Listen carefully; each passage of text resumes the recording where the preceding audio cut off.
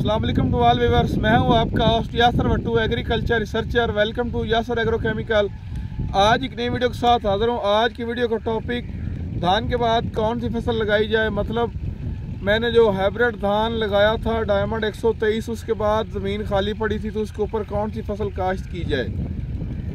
तो इस वक्त मैं अपने मॉडल फार्म सरदार ज़रूरी मॉडल फार्म पे मौजूद हूँ और इंतहाई माजरत के साथ मैं आपको अपने धान का जो है फर्टिलाइज़र प्लान प्रॉपर और उसकी प्रॉपर जो पूरी यील्ड आई थी वो शेयर नहीं कर सका अनफॉर्चुनेटली, कि मैं कहीं ढेर मसरूफियत में था उन दिनों में जब मेरे धान की हार्वेस्टिंग हुई है। तो अल्हम्दुलिल्लाह सुम्मा अल्हम्दुलिल्लाह मेरे मॉडल फार्म पे जो धान लगा हुआ था उसकी 116 मन एवरेज आई है और डायमंड 123 लगा हुआ था। उसके बाद जो ज़मीन खाली पड़ी थी, कुछ तकरीबन 10 एकड़ का प्लॉट बनता है, तो वो खाली पड़ा था। उसके ऊपर जो है वो मैं मक्की लगा रहा हूँ और मक्की जो है वो मैं मौसमी मकई में सोनी धरती का सीड 828 लगा रहा हूँ। और मेरे लगाने का नज़रिया ये है कि अगर ये टाल पे ठीक रेट में बिका तो टाल पे बेच दूंगा, अदरवाइज़ मैं इसे मिच्योर करके पका के तैयार कर लूँगा। आप दाएं बाएं देख सकते हैं कि ज़मीन तैयार हुई पड़ी है, बैक साइड पे भी सारी ज़मीन तैयार हुई पड़ी है, कुछ प्लॉट इस साइड पे, इधर भी ज़मीन तैयार हुई पड़ी है धान के दूसरी साइड पे।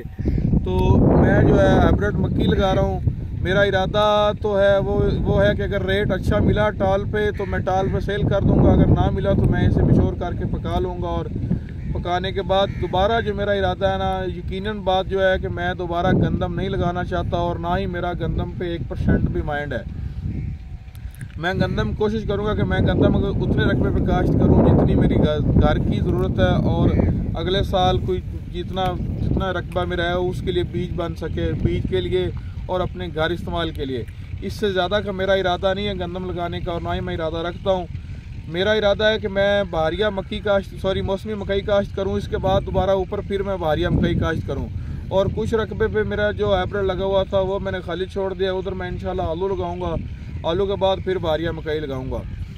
मैं उन फार्मर को रिक्वेस्ट करता हूँ जो फार्मर जो है बहुत ज़्यादा रकबे पे फिर गंदम काश्त के लिए तैयार बैठे हैं, उनसे मेरी रिक्वेस्ट है कि अगर उनका रकबा खाली पड़ा है तो वो जो है ना एक डेढ़ माह बाद आलू की काश्त कर दें और आलू के बाद वो बहारिया मकई कर लें या कोई और फसल कर लें या सब्ज़ी की तरफ आ जाएं। लेकिन जो है ना 1-2 साल आप गंदम को स्किप करें, क्योंकि गंदम पाकिस्तान में पहले ही बहुत ज़्यादा पड़ी है और प्रोडक्शन भी बहुत ज़्यादा इस साल हो गई थी। इसी वजह से जो रेट है वो ज़मीन बोस हो गया और ज़िम्मेदारों को बहुत ज़्यादा हद से ज़्यादा नुकसान हुआ है। तो मैं भी गंदम नहीं लगाना चाह रहा। मैं ज़्यादा से ज़्यादा गंदम लगाई तो 20 एकड़ पे लगाऊंगा, इससे ज़्यादा मैं गंदम कभी भी काश्त नहीं करूँगा। आप लोगों से भी रिक्वेस्ट है कि आप मक्की की तरफ आ जाएं। मक्की का रेट अच्छा मिल रहा है, फिर इसकी जो एवरेज अच्छी पैदावार अच्छी मिल जाती है, इसका रेट कम भी हो तो नुकसान नहीं होता, फिर भी कुछ ना कुछ बच जाता है। इन दिनों वैसे भी मक्की की मार्केट तेज़ है, 3000 रुपये बिक रही है और आप आइडिया करेंगे अगर आपकी बहारिया मकई जो है वो मिनिमम 100 मन भी निकलती है तो 3 लाख का एकड़ है। तो गंदम का अगर कैलकुलेट करें तो गंदम से सरासर नुकसान होता है।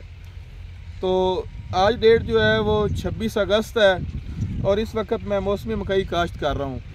सीड मेरी जो प्रायोरिटी थी, मैं कहा अभी सीड इतना महंगा भी ना लिया जाए। पिछली दफ़ा मैंने वैसे जो है वो 81-48 लगाया था, लेकिन इस दफ़ा मैंने प्रेफर किया है कि कम से कम कीमत वाला सीड लगाया जाए जिसे मैच्योर भी किया जा सके या टाल पे बेचा जाए तो फिर भी कोई नुकसान फील ना हो।